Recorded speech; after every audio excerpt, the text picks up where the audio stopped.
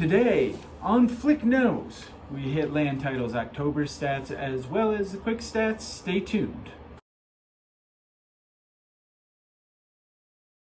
Hey everybody, thanks for tuning in for another episode of Flick Nose. We're going to hit the quick stats real quick, and then we're going to head into talking about land titles, kind of summation of October. So let's take a quick look here and run through these numbers. New listings in the last 7 days, 15. Pending of those 15, or of just listings in general, 13. Properties sold, 13, and properties price reduced, 15.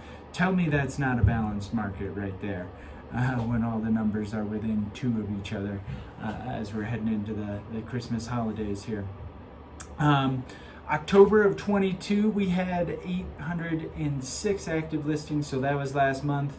November of 21, a year ago, we were at 653 active listings. Today we're at 742, so north of where we were in November, south of where we November of last year, south of where we ended October. So that inventory is following kind of that traditional pattern into the lowest inventory we see in over Christmas, and then we start rising as we head through January. Of those 742, there's 312 options out there. We peaked at 450 options ish, 455, maybe we might have touched 460 at some point. You'll have to review my other videos to fact check me there, but yeah, 312 options out there.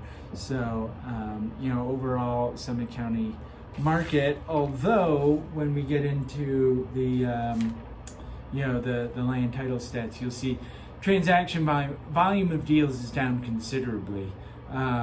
Prices not so much, but volume of deals is down considerably right now. So it's really interesting to take that into account, as we head into the land title stats here.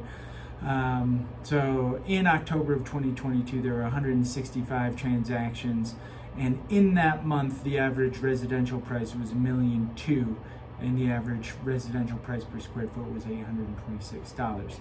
Now, year to date, compare that to the full year to date, so that's 10 months.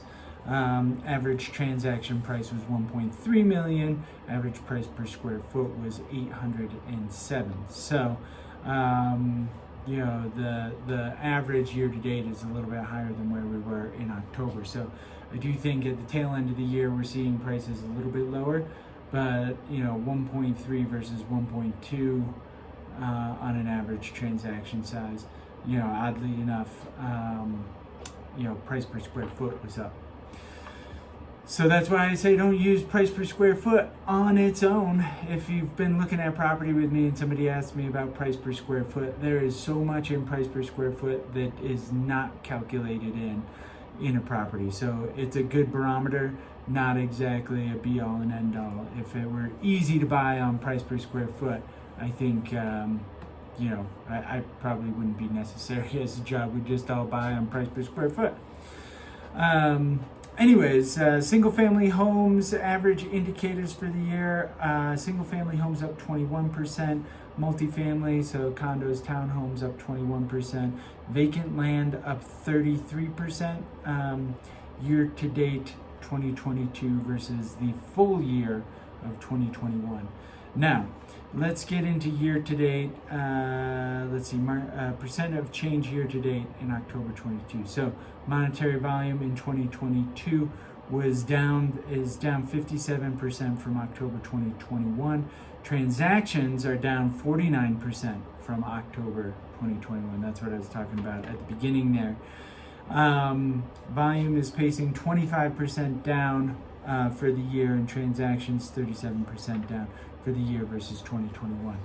Keep in mind what a record-setting year 2021 was across the entire country and specifically here in Summit County. So that is down. I do think that there is opportunity for buyers to buy now and negotiate and get properties for under list price. But we have to talk about the specific sellers there and what their motivation is, if there is one.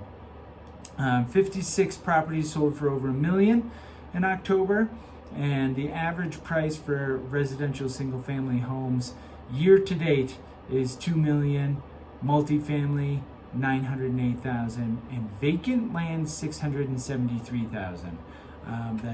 Those are the average prices year to date across those three categories, kind of split out there. Also, one that is really interesting, 31% of purchases have been cash as well. 31% are still cash. Now that's kind of the average that we've seen pre-21, pre-2020, pre-2021. In 2020 and 2021, that average went up to like 40, at times 45%. So we're settling back into that 31% cash there.